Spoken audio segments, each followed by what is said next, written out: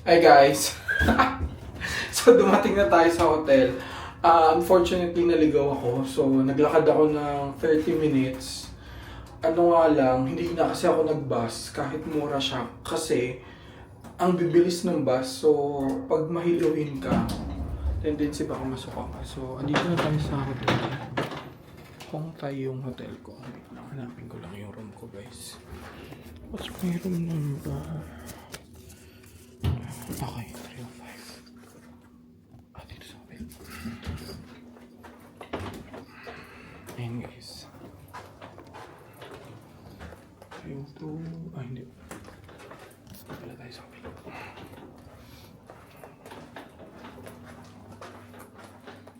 Ayun. So, maliit lang siya guys. Ayan. So, ito yung 305. Kung tayo hotel. So, bigyan ko yung room tour.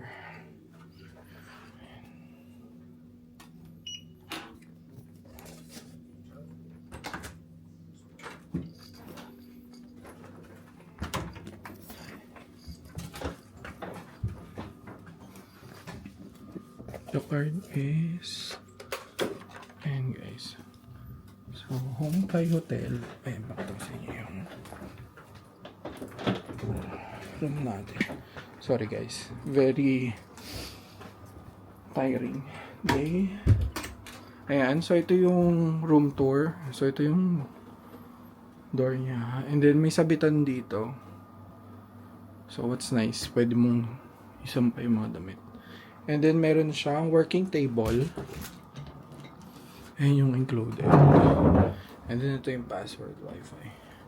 And then here. So, walang free. Ang free lang is water. So, ayan. Tapos, ayan. Ito na yung aircon. Split type naman. And then, ni-request ko talaga is one big bed. And then, so, ito yung restroom. Guys. So, maganda naman siya.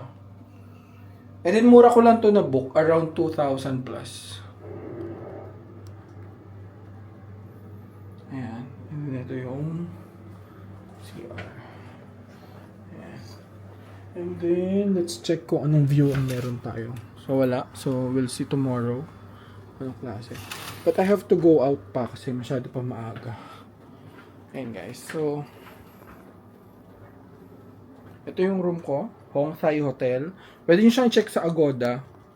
Mura siya. So, ayun guys. Thank you. Pagod ako.